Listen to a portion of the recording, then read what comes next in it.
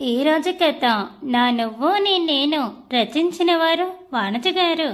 కానీ తర్వాత అంటే ఎప్పటికో లేచి చూస్తే గానీ నాకు అర్థమైంది సాయంత్రం దాకా పడుకున్నాను అని. ఇంకా నాన్న వల్లనే ఉన్నాను నేను.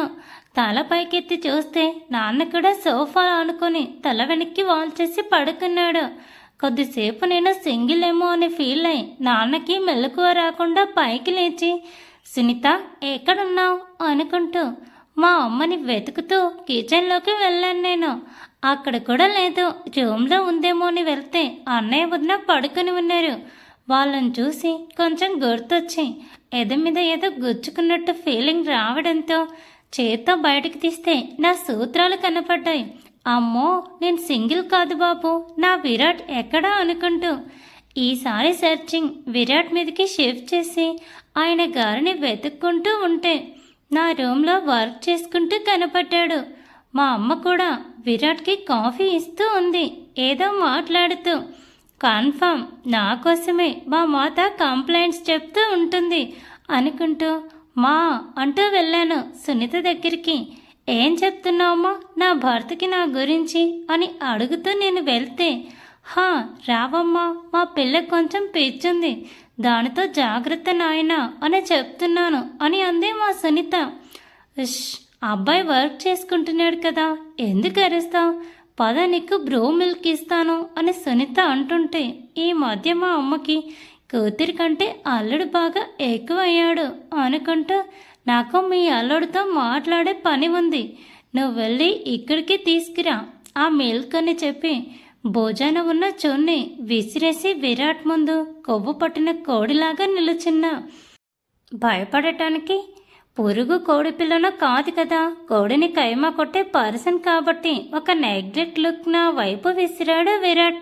మా అమ్మ వచ్చి నా తల మీద మొట్టి, పండు విరాట్ వర్క్ చేసుకుంటుంటే ఏంటి నీ పిచ్చి, డిస్టర్బ్ చేసావంటే వాత పెడతాను అని బెదిరించి వెళ్ళింది మా సునీత. ఎవరైనా పెళ్ళై 2 రోజులు కూడా గడవని కూతురితో ఏ కన్న తల్లైనా ఇలా మాట్లాడుతుందా చెప్పండి జనులారా అంటూ నాకు నేనే అనుకున్నాను మనసులో. ఓహో లేదులే మమ్మీ, మీ అల్లుడు గారు నేను ఏమనను అంటూ ఒక్కసారిగా విరాట్కి పక్కన పడేసిన నా చున్నీ తీసి విసిరితో మా అమ్మ వైపు చూసి పల్లికిలించాను. అప్పటి నుండి ఒక్కడివే ఉన్నావా, నన్ను లేపుండొచ్చుగా విరాట్, నాన్న అప్పటి నుండి నన్ను ఒళ్ళో పడుకోబెట్టుకుని ఉన్నారు అని నేను సౌమ్యంగా అంటే, నువ్వు నిద్రపోయిన వెంటనే తీసుకువెళ్తాను అంటే మావయ్య వద్దు అన్నారు, అందుకే అలాగే వంచేశాను అని చెప్పాడు విరాట్. మా నాన్నకి నేనంటే ఎంత ఇష్టమో కొంతమంది ఉంటారు చూడు అని నేను మూతి వంకలు తిప్పేసరికి మా సునీత బ్రూతో నా దగ్గరికి వచ్చింది. కాఫీ తాగి వెళ్ళి స్నానం చేసి చీర కట్టుకో, ఈరోజు సెకండ్ నైట్ అని చెప్పి నా నెత్తిన పాలు పోసిపోయింది. ఓయ్ అబ్బాయి అని పిలిచాను నేను విరాట్ని. ఏంటి వాగుడుకాయ అని అతగాడు కూడా సమాధానం ఇచ్చాడు. సెకండ్ నైట్ అంట, వినపడింది నాకు కూడా, అయితే ఏమైనా ఉంటుందా అని నేను అడుగుతూ ఉంటే హా ఉంటుంది అన్నాడు విరాట్. నిజంగా అంటూ విరాట్ మీదకి నేను వెళ్తూ ఉంటే 2 చేతులు భుజాల మీద వేసి నన్ను ఆపేస్తూ, నైట్ తర్వాత మార్నింగ్ ఉంటుంది, మార్నింగ్ నీకు ఎగ్జామ్ కూడా ఉంటుంది, అది కనుక ఫెయిల్ అయితే నా చేతుల్లో నీ రాత ఇంకా బ్రహ్మాండంగా ఉంటుంది అని విరాట్ అంటే, హుస్సో పండు నీకేంటి ఇవన్నీ, మొగుడుతో రొమాన్స్ చేసుకోవడానికి కూడా లేకుండా పిల్లతో సరసాలు పాటలు పాడాల్సిన వేళ పుస్తకాలు పాఠాలు చదవమంటున్నావు, నువ్వే మొగుడు విరాట్ అని నేను ఒడుక్కుంటూ ఉంటే, నువ్వు నీ చేతప్రాస వెళ్ళి స్నానం చేసిరా, అత్తయ్యకి హెల్ప్ చేయపో అని విసుక్కున్నాడండి విరాట్ బాబు. సరే ఎందుకు అరుస్తావు, వెళ్తున్నా కానీ అంటూ విరాట్ విరాట్ చికాకుగా ఉంది, నైట్ డ్రెస్ వేసుకోనా అని ఆశగా అడిగితే, మీ అమ్మతో మూతి పగల కొట్టించుకోవాలి అంటే అలాగే వేసుకో, నాకైతే ప్రాబ్లం లేదు అన్నాడు విరాట్. బాబా, మా మమ్మీ ఒకటి అనుకుంటే ఒక మెత్తటి చీరని తీసుకుని వాష్రూమ్లోకి వెళ్ళి లాల పోసుకొని డోర్ తెరిచి విరాట్ని సునీతని పిలవమని చెప్పాను. ఎందుకు అన్నాడు. వర్క్ అయిపోయిందేమో ల్యాప్టాప్ పక్కన పెడుతూ. ఎందుకు అంటే పనుందయ్యా స్వామి అన్నాను నేను. ఏం పనో చెప్తే నేను సాయం చేస్తా అన్నాడు విరాట్. చీర కట్టాలి అన్నాను నేను. నాకు వచ్చు అన్నాడు విరాట్. ఏమొద్దు, అమ్మని పిలువు అన్నాను నేను. ఊహు లేదు, నువ్వు బయటికి రావాల్సిందే, నేను నీకు చీర కట్టాల్సిందే అన్నాడు బెడ్ మీద నుంచి చూస్తూ. విరాట్ ప్లీజ్ అని నేను అంటూ ఉంటే, ఇందాక ఏదో అన్నావు కదా వసు, ఏమైనా ఉంటుందా అని, నువ్వు బయటికి రా, ఉంటుంది చాలా అంటూ సాగదీస్తూ చెప్పాడు విరాట్. బిక్కముఖం వేసుకొని వాష్రూమ్లోనే ఉన్న నేను, వసే పండుదానా, నీ రూమ్లో చేటంత మనిషి ఉన్నాడు కదే, ఊపుకుంటూ టవల్ ఒకటి తెచ్చుకున్నావు, బ్లౌజ్ తెచ్చుకోవడం మరచిపోయి సచ్చావు, ఇప్పుడు విరాట్కి అడ్డంగా బుక్ అయిపోయాం అనుకుంటూ నేను తిట్టుకుంటూ ఉంటే, విరాట్ అంటూ ఉంటే, మైండ్ ఎక్కడ పెట్టుకుని పని చేస్తావు వసు నువ్వు అని ఈసారి కొంచెం సీరియస్ వాయిస్ వచ్చింది విరాట్ నుండి.